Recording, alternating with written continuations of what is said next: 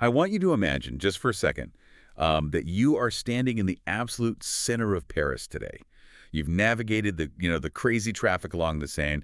You've gone through all the security checkpoints, down into that huge underground labyrinth of the modern Louvre, and now you are standing in this incredibly dense, massive crowd of Oh, people. yeah, it gets so packed in there. Right. You are shoulder to shoulder with absolute strangers from all over the world. The air is thick, it's hot, everyone is shuffling forward, and they all have their smartphones held up high. It's just this sea of glowing screens, Hmm. and everyone is pushing toward one specific wall, basically fighting to catch a tiny, fleeting glimpse of this relatively small portrait that's locked behind thick, green-tinted, bulletproof glass. It's basically a pilgrimage, honestly. I mean, millions of people make that exact physical journey every single year. They put up with the insane crowds, the heat, the sheer exhaustion of just walking through a building that's roughly the size of a small city.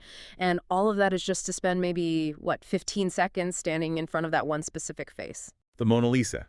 I mean, it is universally understood to be the most famous painting in the world. And today we are taking a stack of really fascinating historical sources, so investigative notes, court records, museum logs, to extract the remarkable story of how an empty space on a wall is actually the reason you are standing in that crowd. Our mission in this deep dive into the source material is to basically tear down the mythology surrounding this painting and really understand the anatomy of fame itself. Because there is a huge, largely unacknowledged paradox right at the center of her legacy. Exactly. We're going to look at the 1911 theft of the Mona Lisa because, as you said, there's this massive paradox here. Right, and it's a paradox that almost nobody standing in that crowded room today actually realizes. I mean, 8 million people visit her every year. But if you were to, somehow pause time, walk through that crowd, tap people on the shoulder and ask them why she's the most famous painting in the world, almost none of them would actually know the historical answer. They probably give you art history answers. Exactly. They'd mention Leonardo da Vinci's mastery of the brush, or the mystery of her enigmatic smile, or maybe that revolutionary technique of sfumato. Which, I mean, is completely understandable. When we see something elevated to that level of absolute global worship, our brains just naturally assume a pure meritocracy.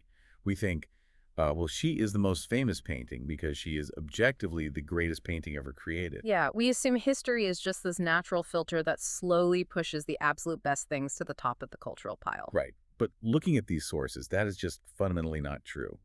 The Mona Lisa didn't become a global icon simply by being painted.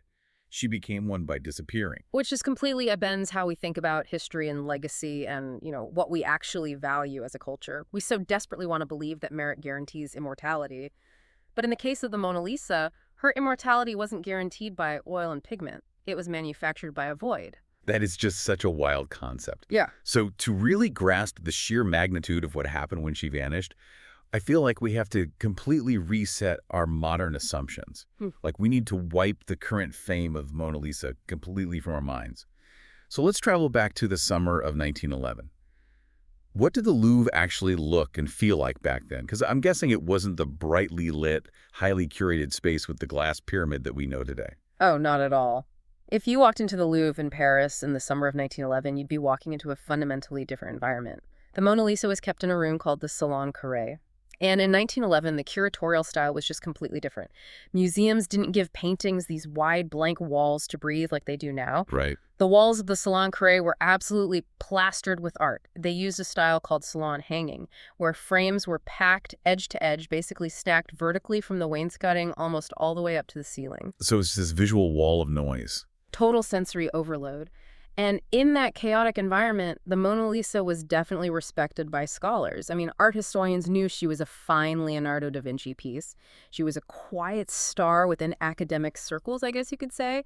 But she was absolutely not the global, untouchable icon she is today. Wow. Yeah, if you walked into that room, she was just one more dark, rectangular frame competing for your attention among hundreds of others. Okay, let's unpack this because, wait, this is still a Da Vinci we're talking about. I know we're saying she wasn't a global icon yet, but the source material specifically notes that tourists routinely walked right past her in the gallery on their way to look at bigger, flashier paintings. Yeah, they really did. How is it even possible that people were just casually ignoring a masterpiece of that caliber? Does it have to do with that actual painting technique you mentioned earlier? What's fascinating here is that it has everything to do with the technique, specifically sfumato, and how that interacts with human attention. So sfumato is an Italian term that essentially translates to vanish like smoke. Vanish like smoke. Right. Da Vinci didn't use hard outlines to define the Mona Lisa's face or her hands. Instead, he applied dozens, perhaps hundreds, of these microscopic, translucent layers of oil glaze over a period of years. Oh, wow, years. Yeah, years of just building up these glazes. And this creates an incredibly subtle optical illusion of depth and shadow. The transitions between light and dark are so gradual that you literally can't see where one color ends and another begins. So it's technically brilliant, but visually, it's just really subtle. Exactly. It requires intimate contemplation. It demands that you stand close, let your eyes adjust, and really study the depth. But remember the context of the 1911 Louvre. Human attention is finite. Right, you get exhausted. Exactly. When a tourist walks into a room packed floor to ceiling with massive dramatic canvases depicting epic, bloody battles or, vivid mythological scenes with bright colors, screaming figures, and dynamic movement. A tiny dark portrait is going to lose that fight. Right. A 30 by 21-inch portrait of a seated woman with a very subtle expression, well, that requires a completely different cognitive gear. It's the indie band analogy. I always think about a band that is highly respected by absolute music purists. The songwriting is brilliant, the acoustics are flawless, but they're playing to a half-empty room on a Tuesday night because they haven't had that one viral, loud pop hit. That is a perfect comparison. Yeah, in 1911, the general public was basically walking right past the acoustic indie set to get to the massive stadium rock acts down the hall. That's exactly how to look at it. If you had stopped an average working-class Parisian on the street in July of 1911 and just mentioned the Mona Lisa, you wouldn't get a gasp of awe. You might get a vague nod. Like, oh yeah, the small Italian one. Right, a sort of, oh sure, that small Italian portrait. It was famous among people who cared deeply about Renaissance art, but it had zero cultural penetration beyond that. Which honestly makes the fact that she was targeted for a heist even more curious. If she wasn't a mega celebrity, how did she end up being the one that was taken? And beyond that, how do you even steal from the Louvre? I mean, I'm picturing laser grids, pressure plates, armed guards everywhere. What was the security apparatus actually like in 1911? Well, to understand the theft, you really have to understand the institutional culture of the Louvre at the time. Using the phrase security apparatus implies a level of rigidity that simply did not exist. So it's pretty loose. Incredibly loose. The museum was massive, notoriously underfunded, famously underguarded, and it operated with a shockingly casual internal culture. When you say casual, what does that actually mean on a day-to-day basis, like for the people working there? It means that the collection was constantly in flux without any rigorous tracking system whatsoever. Paintings were frequently taken down from the walls by the maintenance staff for routine cleaning, or maybe to be carried down to the restoration labs. Or they'd be taken to a special area on the roof to be photographed by the official museum photographers in natural light. And this wasn't a rare event, it was just standard operating procedure. So wait, if a guard was doing his rounds, walked through the Salon Carré, and saw 4 bare iron pegs where a painting used to be. It raised exactly 0 alarms. You've got to be kidding me. Not at all. An empty space on a wall simply meant the painting was getting its frame dusted or it was sitting in front of a camera downstairs. There was no centralized logbook that a guard would check. You just assumed a colleague had moved it. That is a staggering operational blind spot. It's an environment built entirely on assumptions. And looking at the notes, it seems this wasn't just a failure of the guards on the floor. There was this immense arrogance at the very top of the institution that enabled this whole culture. Oh, absolutely. There was a deep systemic hubris. Just a year prior to the theft, in 1910, a journalist actually questioned the Louvre's security measures in print.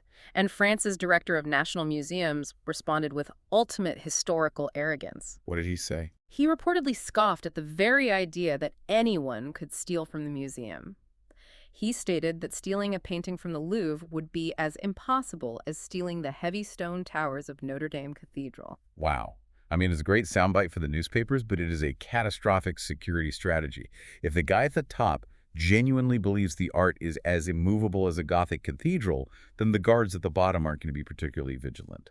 This raises an important question about complacency. When institutions become too confident, their very security measures become their blind spots. The tension between the director's arrogance and the reality of a giant, understaffed building is precisely what opened the door for this crime. And into this exact environment of elite overconfidence and, frankly, drafty, empty galleries steps our main character, Vincenzo Peruggia. Okay, let's talk about Perugia. Because when people hear art heist, they immediately picture this suave Hollywood cat burglar, a guy in a bespoke tuxedo descending from a glass skylight on a high-tension wire, dodging lasers. Yeah. Who was the real Vincenzo Perugia? He was the absolute antithesis of the Hollywood cat burglar. Vincenzo Peruggia was a 29-year-old Italian immigrant living in a very modest working-class neighborhood in Paris. He was a tradesman, specifically a painter and a glazier, which is someone who cuts and installs glass. But he wasn't just some random glazier off the street, right? Yeah. He had a very specific connection to the museum. Yes, he did. So the Louvre, despite the director's public arrogance, had privately become concerned about a specific threat. Not theft, but vandalism. Like people slashing paintings. Exactly.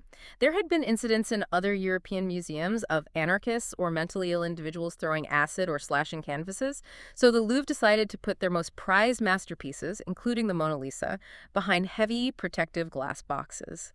And Vincenzo Peruggia was one of the local workmen hired to build and install those very glass cases. Oh, that is the ultimate irony. The museum identifies a threat to the art. They hire this guy, pay him a working-class wage to physically secure the masterpiece inside a heavy box. And he uses that exact, highly specialized, intimate knowledge of the enclosure to take it. Exactly. It reminds me of a modern cybersecurity failure. It's like a massive corporation bragging to the press about their unbreakable, state-of-the-art software firewall. Right before the freelance IT guy they hired to build it just walks out the front door carrying all their physical servers. He literally built the locks. Of course he knew how to quietly dismantle them. It perfectly illustrates the danger of complacency. The museum's leadership was focused on the grand external threats, the hypothetical mastermind who might try to steal the towers of Notre Dame.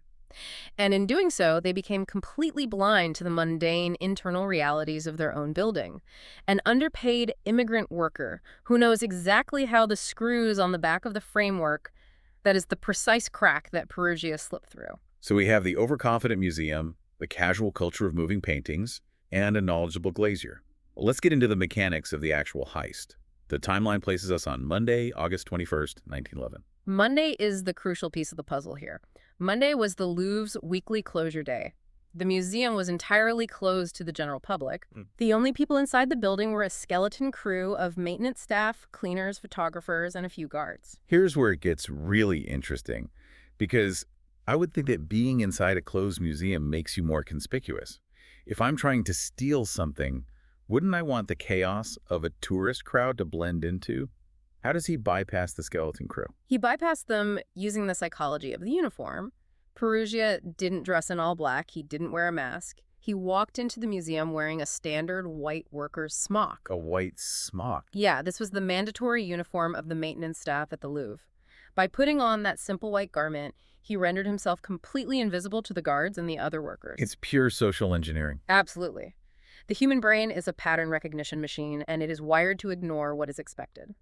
A man in a white smock walking purposefully through a closed museum on a maintenance day is entirely expected. The guards' brains simply filtered him out as background noise. He belonged there, so nobody looked at him twice. That makes total sense. So he's walking through the corridors, blending in perfectly, and he makes his way to the Salon Carré.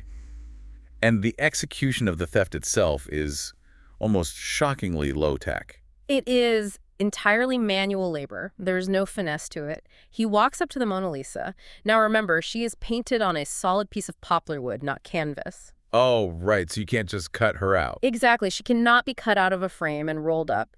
And she is encased in the heavy carved wooden frame and the protective glass box he helped install. The entire apparatus weighed roughly 200 pounds. 200 pounds. He couldn't just slip that under his coat. No, not at all. He literally lifts the entire 200-pound enclosure off the 4 iron pegs set into the wall. He wrestles it down, carries it out of the gallery, and lugs it into a nearby narrow service stairway. That sounds incredibly clumsy. It was. But once he's hidden in the stairwell, out of sight of the main corridors, he goes to work with his tools. He dismantles the glass case, he pries the wooden panel out of the heavy frame, and then he abandons the frame and the glass right there on the stairs. Wait, he just leaves the physical evidence sitting on the steps? Yes, he only wants the wooden panel itself. So he takes the bare painted panel, wraps it completely inside his white worker's smock, tucks it under his arm, and starts heading down the stairs toward the exit.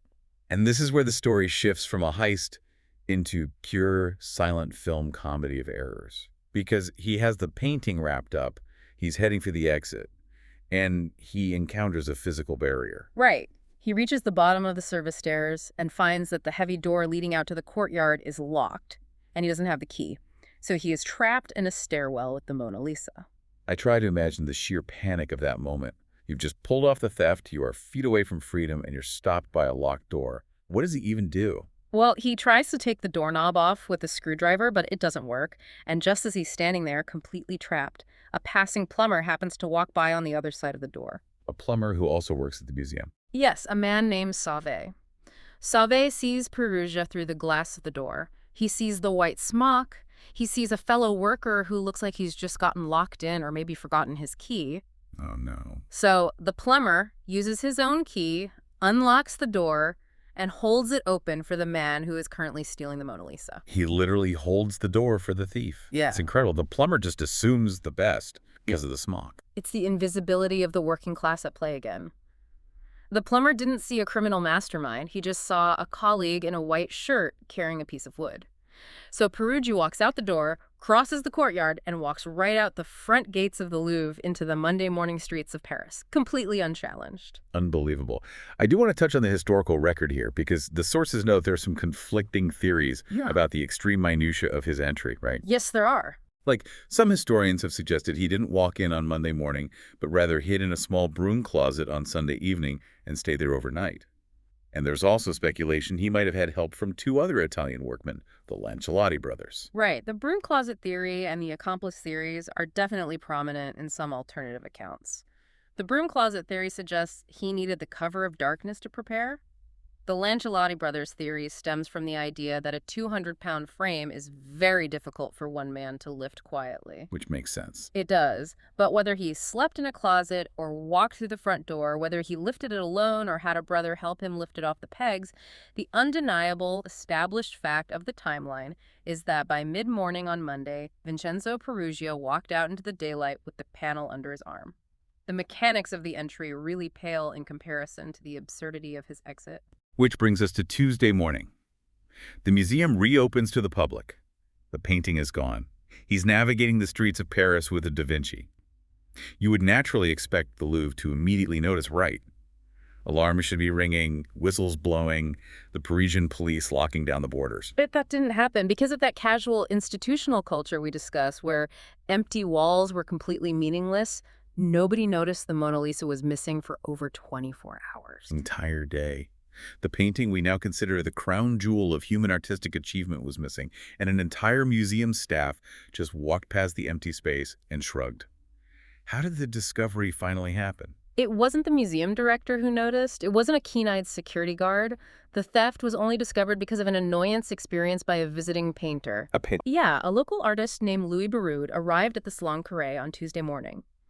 He had a specific project. He wanted to paint a landscape of the gallery itself. This was a pretty common practice, painting the interior of the Louvre. He set up his easel, prepared his palette, and looked up at the wall. And he saw the blank space between two other massive paintings where the Mona Lisa usually hung. And he didn't assume it was stolen either, did he? No, he just assumed the official photographers had taken it to the roof to shoot it in natural sunlight, which, like we said, they frequently did. But Barraud specifically wanted to include the Mona Lisa in his painting.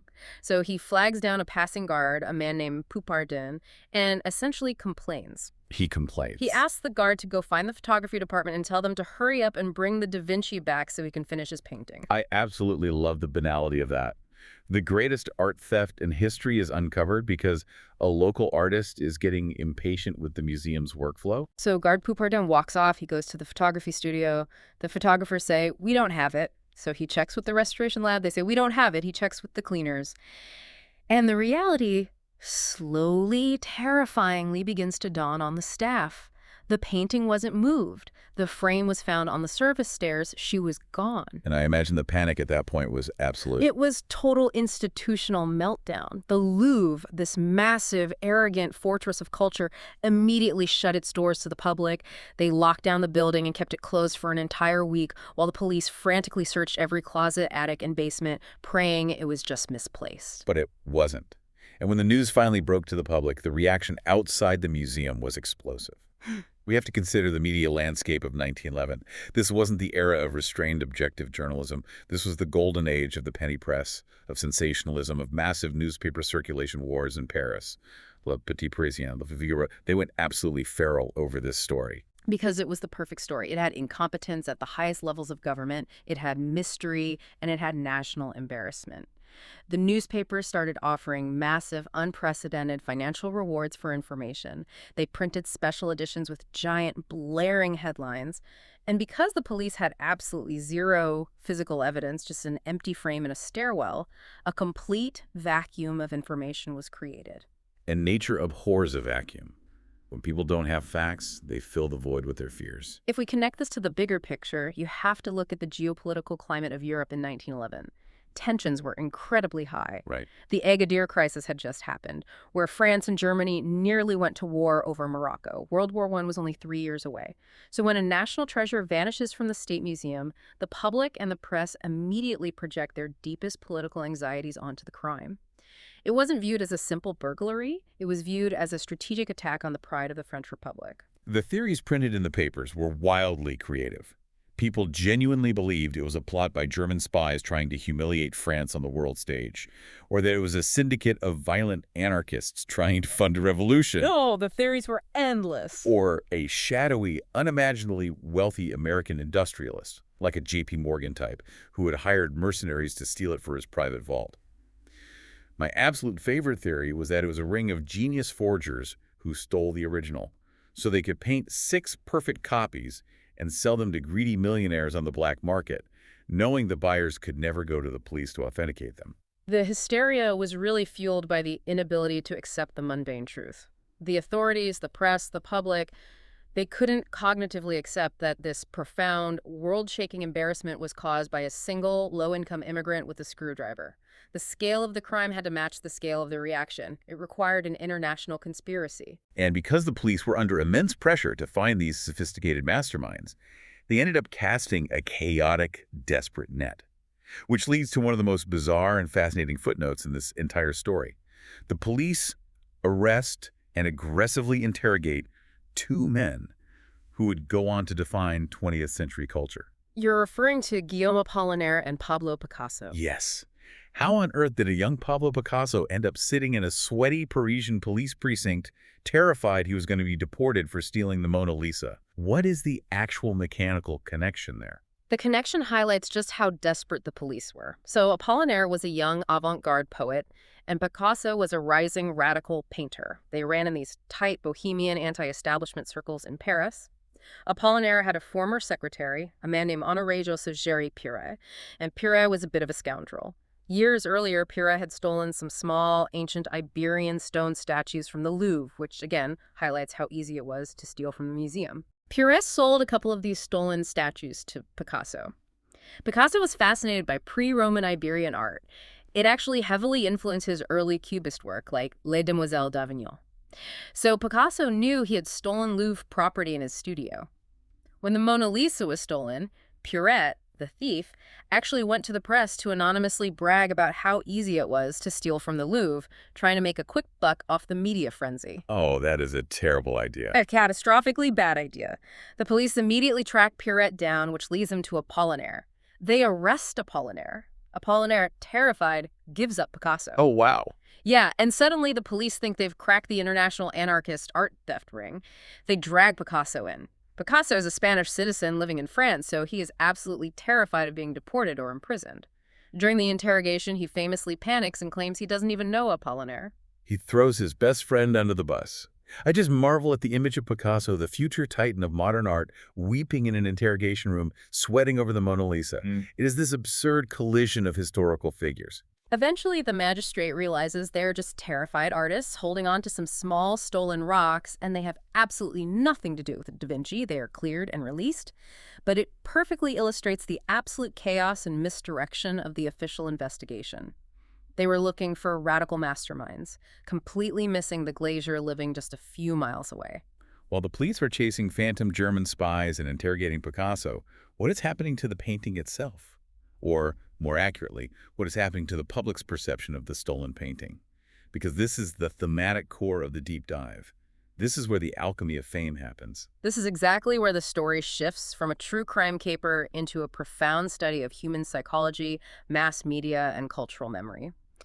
The theft accomplished something that Leonardo da Vinci's brilliant brushstrokes had never fully achieved. It turned the Mona Lisa into a ubiquitous global obsession. People actually lined up to look at the empty wall, didn't they? Yes, they did. When the Louvre finally reopened after its week-long lockdown, the public response was unprecedented. People didn't queue up to see the Titians or the Raphaels. They lined up in massive crowds, paid admission, walked through the grand halls, filed into the Salon Carré, and stood in absolute silent reverence, staring at a blank space on the wall and four bare iron pegs. So, what does this all mean? Why do we do that? What is the psychological mechanism that makes thousands of people stand in line to look at literally nothing? Have we ever seen this phenomenon anywhere else? We see it constantly in human behavior. Think about celebrity culture. The moment a public figure is involved in a massive scandal and forced into hiding, the public's appetite for them skyrockets. It is the psychology of scarcity and the allure of the void. The public standing in the Salon Carré wasn't mourning the artistic loss of the sfumato technique. Of course not. Right, the vast majority of them had never cared about Renaissance art before that week. They were captivated by the drama of the absence. The empty space became a mirror. Precisely. The empty wall acted as a blank canvas for society's collective imagination. In its physical absence, the Mona Lisa ceased to be a fragile piece of poplar wood covered in cracking oil paint. It was liberated from its physical form. It became an idea. It became a narrative that everyone could participate in. And the media capitalized on that narrative aggressively. Yeah. Because suddenly her image was everywhere. She became a meme, in the original sociological sense of the word, a cultural unit of information that spreads exponentially. Because newspapers needed visuals to accompany their endless articles about the theft, they printed her face day after day. Suddenly, manufacturers started printing millions of postcards with her image. Political cartoonists used her face to mock the incompetence of the police and the government. There were songs, right? Cabaret acts. Oh, absolutely. Cabarets in Montmartre ran entire satirical reviews about her disappearance. There were popular sheet music songs written from her perspective, wondering where she had been taken. If you were an average citizen in Europe who didn't know what the Mona Lisa looked like in July of 1911, by October of 1911, you could not escape her face. It's just wild. The irony is staggering. She achieved visual omnipresence precisely because she was visually unavailable. The void allowed everyone to project their own meaning onto her. To the anarchists, she was a symbol of striking at the state. To the romantics, she was a kidnapped maiden. She was everything to everyone. And all the while, as her face is becoming the single most recognized image on the planet, as millions of postcards are being mailed across the globe, where is the actual physical piece of wood? Sitting in the dark. It was hidden inside a false-bottom trunk in a small, cramped apartment in Paris, just a short distance from the Louvre itself. Vincenzo Perugia's apartment. Yes. He had taken it home, built a wooden false bottom in his trunk, slid the masterpiece underneath, and simply lived his life. And what makes this detail even more incredible is that the police actually came to that apartment. Wait, the police interviewed him? They interviewed him twice. As part of their desperate dragnet, the police decided to interview every single current and former employee of the Louvre. An inspector showed up at Perugia's door, asked him a few questions, looked around the modest apartment, and completely dismissed him. Let me guess. He didn't fit the profile. He was a poor Italian immigrant. The police were looking for criminal masterminds and billionaires. They suffered from severe confirmation bias. The inspector literally stood feet away from the false-bottom trunk containing the most sought-after object on Earth, wrote down that Perugia's alibi of working elsewhere that morning seemed fine, and just left. That is agonizing. So for 2 entire years, the world goes completely mad. Picasso is sweating in a cell, crowds are weeping at an empty wall, millions of postcards are sold, and Perugia is just sitting in his room. By his own later admission to psychiatrists, He would lock his door in the evenings, open the trunk, take out the Da Vinci, and just sit at his small table, gazing at it under the lamplight, completely alone. The ultimate secret. He possessed the object that the entire world was screaming for. But human nature dictates that a secret of that magnitude cannot be kept forever. The thrill of possession eventually gives way to the reality of consequence. After 2 years of living in the suffocating presence of this hidden fame, Peruggia decides the void must be closed. He decides it is time to cash in. Which brings us to the unraveling. How does a guy with a stolen Da Vinci in a trunk actually go about selling it? You can't exactly put an ad in the newspaper. In December of 1913, Peruggia initiates contact. He writes a letter to a prominent art dealer in Florence, Italy, a man named Alfredo Geri. Peruggia signs the letter Leonard, a pseudonym, and claims that he is an Italian patriot who wishes to return the painting home to Italy, provided his expenses are generously met. Meaning, pay me. Exactly. Geri, the art dealer, receives this letter and is understandably incredibly skeptical. For 2 years, police departments across Europe have been flooded with hoax letters and fake confessions. But the specific details in the letter intrigue him. He contacts Giovanni Poggi, who is the director of the Uffizi Gallery in Florence, which is one of the most prestigious museums in the world. Right. Together, they decide to play along with Leonard to see if this is a hoax, a forgery, or the miracle they've been waiting for. They set up a sting operation. They reply to Peruggia and agree to meet him in Florence. Peruggia takes a train from Paris to Italy carrying the trunk. They meet in Peruggia's hotel room, a hotel that, ironically, would later rename itself the Hotel La Gioconda to capitalize on this very moment. Of course they did. Peruggia locks the door, pulls the trunk from under the bed, removes the false bottom, and pulls out the Mona Lisa, wrapped in red silk. I cannot imagine the adrenaline in that room for Poggi and Geri. They are staring at the ghost. But they have to be sure it's the real one, right? Because as we discussed, everyone thought forgers had made copies. How do you authenticate a painting in a hotel room in 1913 before modern carbon dating or X-ray fluorescence? They authenticated it using crocolure. Okay, let's explain what that is. Why is crocolure the ultimate fingerprint? Crocolure refers to the fine, microscopic pattern of cracks that naturally forms on the surface of an old oil painting. Oil paint takes decades, sometimes centuries, to fully cure and dry. Furthermore, the Mona Lisa is painted on a poplar wood panel, Which expands. Yes, over 400 years, that wood expands and contracts infinitesimally with changes in humidity and temperature. The rigid layers of dried paint on top cannot stretch, so they crack. This creates a spiderweb pattern across the entire surface of the painting that is entirely chaotic and unique. It is impossible for a forger to replicate the exact microscopic web of cracks that nature takes 4 centuries to design. Like a chaotic barcode. Precisely. Hagi and Geri had brought incredibly high-resolution macro photographs of the Mona Lisa taken by the Louvre before the theft. They held the photographs up to the painting in the hotel room, magnifying the cracks around the eyes and the smile. The lines matched perfectly. It was unforgeable proof it was her. So they know it's real. What do? Do they tackle him? They keep their absolute cool, they maintain the ruse, they tell Peruggia that they need to take the painting to the Uffizi Gallery to examine it under better lighting to secure his payment. Peruggia, perhaps naive or just exhausted from 2 years of paranoia, agrees and hands it over. Geri and Poggi walk out with the painting, go straight to the authorities, and quietly call the police. Later that afternoon, the police arrive at the hotel, and Vincenzo Peruggia is arrested without incident. The crime of the century. A crime that had people imagining syndicates of international spies and masterminds, ends with a quiet arrest of a tired glazier in a hotel room. It's profoundly anticlimactic, which is often the reality of true crime. But the drama wasn't over because the trial of Vincenzo Peruggia became a spectacle in its own right. Yes, let's talk about the trial. Because Peruggia doesn't stand up in court, hang his head, and confess to being a greedy thief. He mounts a deeply theatrical, brilliant, yet historically flawed defense. He claims patriotism. He stands before the Italian court and weaves this narrative that he was driven purely by national pride. He claims he was working at the Louvre, surrounded by all this magnificent Italian art, and his blood boiled at the thought that it had been stolen by the French. He tells the judge he didn't steal her for personal wealth. He stole her to repatriate a looted Italian masterpiece to her rightful homeland. It is an incredibly romantic, compelling narrative. It taps directly into the emotional zeitgeist of the time. Criminals often do this. They retrofit a noble ideological motive onto a petty crime to gain public sympathy. The problem with Perugia's grand patriotic defense is that his history is completely, unequivocally wrong. It is entirely wrong. Perugia was relying on a generalized collective Italian resentment. It is true that a century earlier, Napoleon Bonaparte had looted an enormous amount of Italian art, statues, and antiquities during his military campaigns, packing them up and shipping them to the Louvre. That was a real historical trauma for Italy. But not this painting. No, the Mona Lisa was absolutely not part of Napoleon's plunder. How did the French actually get it then?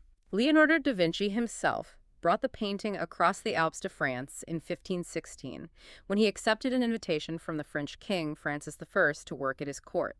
Da Vinci continued to work on the painting until his death in France. Afterward, King Francis Allowing legally purchased the painting from Da Vinci's assistant and heir. The French state had legally owned the Mona Lisa for nearly 400 years. It was bought and paid for. And beyond the historical inaccuracy, the prosecution points out the obvious flaw in his selfless patriot routine. He wrote to an art dealer and explicitly asked to be paid for his expenses. Yes, he expected a massive financial reward. He wasn't planning on just leaving it on the steps of the Uffizi anonymously. He was an opportunist who needed cash. But the wild thing is, the historical facts didn't matter. The truth was completely overshadowed by the emotional resonance of the story he was telling. Because people love a narrative of righteous defiance. The Italian public swallowed his story whole. They loved the idea of this marginalized working-class Italian immigrant living in Paris, pulling one over on the arrogant French cultural establishment that had looked down on him. Vincenzo Perugia, a man who stole a painting for money, was suddenly elevated to the status of a national folk hero. And that public pressure actually worked on the judicial system. It did. The court was swayed by the overwhelming public sentiment and perhaps a bit of their own nationalistic pride. For pulling off what remains the most famous, consequential art heist in human history, Vincenzo Perugia was sentenced to just 1 year and 15 days in prison. And on appeal, that sentence was reduced to merely 7 months. That is insane. He served a fraction of a year for a crime that fundamentally altered global culture. It's astounding. So Perugia serves his few months and slowly fades into the background of history. But what happens to the painting? Because it finally has to go back to France. But the object that returns is fundamentally not the same object that left the Louvre in 1911. This is the culmination of the entire saga. Physically, yes, it is the same piece of poplar wood and oil paint, but culturally, its meaning has been irrevocably transformed by the trauma of its 2-year absence and the media frenzy that filled that void. Before returning to France, the painting goes on a brief, highly publicized, rapturous tour of Italy. The Uffizi in Florence, the Borghese in Rome. Millions of Italians flock to see their repatriated masterpiece before she leaves. And then, in early 1914, she makes the heavily guarded train journey back to Paris. And the reception she receives upon her return to the Louvre is the definitive statistical proof of her newly manufactured stratospheric fame. In the first 2 days alone after she is rehung in the museum, well, actually, roughly 120,000 people came to see her. 120,000 people in 48 hours. Think about the physical logistics of that. People were practically crushing each other to get into the room. She had left the Louvre as a piece of art, a respected, quiet demonstration of Renaissance technique. She returned as the world's first true mass media icon. Yeah, she was a celebrity now. The fame that had violently grown in the void of the empty space was now permanently attached to the physical object. The public queuing up in 1914 wasn't coming to silently contemplate Sumato. They were coming to see the survivor of a grand adventure. They were coming to stare at the face that had dominated the front pages of every newspaper on Earth for 2 solid years. And that momentum has never stopped. It only snowballed throughout the 20th century. She survived 2 world wars, went on tour to America where she was treated like a head of state, and now she resides behind bulletproof glass.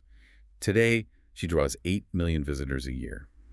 I want to bring this full circle for you listening. Picture those 8 million people today, standing in that suffocating crowd, holding up their iPhones. They genuinely believe they're looking at a masterpiece preserved solely because of its objective, undeniable aesthetic perfection.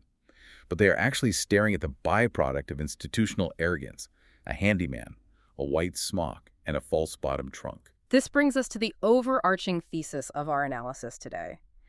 As a culture, we are deeply comforted by the idea of meritocracy. We want to believe that history is a fair judge. We want to believe that the world automatically remembers and elevates what is objectively the greatest, the most brilliant art, the most profound ideas, the most capable leaders. But when you meticulously strip back the legend of the Mona Lisa, You find a very uncomfortable, chaotic truth about human memory. Immortality isn't just a reward for merit. No, it's not. Sometimes immortality is purely accidental. It is the result of what vanished at the exact right, volatile moment in history, captured the collective imagination through the sheer drama of its absence, and then managed to come back from the dead with a sensational story attached. The theft created the fame. The empty space made the icon. If Vincenzo Perugia had walked into the Salon Carré on that Monday morning and decided to lift a different painting off its iron pegs, perhaps a Titian or a Raphael, we might all be booking flights to Paris to queue up and stare at a completely different face today. It is an incredibly humbling thought. It totally reframes how we assign value to the things we revere. I want to thank you for joining us on this deep dive into these historical sources. We've traveled from the drafty, casual halls of a 1911 museum, through the chaotic hysteria of an international media frenzy, and finally back to a crowded, bulletproof room where millions of people unknowingly worship an idea born entirely from an empty space on a wall. And as we wrap up, I'd like to leave you with one final lingering question to consider, building on everything we've explored today. If the world's most famous painting only achieved that ultimate status because it was stolen and hidden away in a trunk, what truly breathtaking masterpieces of human creation are currently hanging in quiet, dusty obscurity right now, completely ignored by the masses simply because no one ever bothered to steal them? Does this mean our culture truly values the art itself, or do we really only value the drama, the mystery, and the loud stories we project onto the canvas? It really makes you rethink the nature of celebrity. Think about that question the next time you see a massive crowd gathered around any famous object. Are they looking at the object, or are they just looking at the story? Thanks for listening, and remember to keep questioning the narratives behind the things we consider immortal.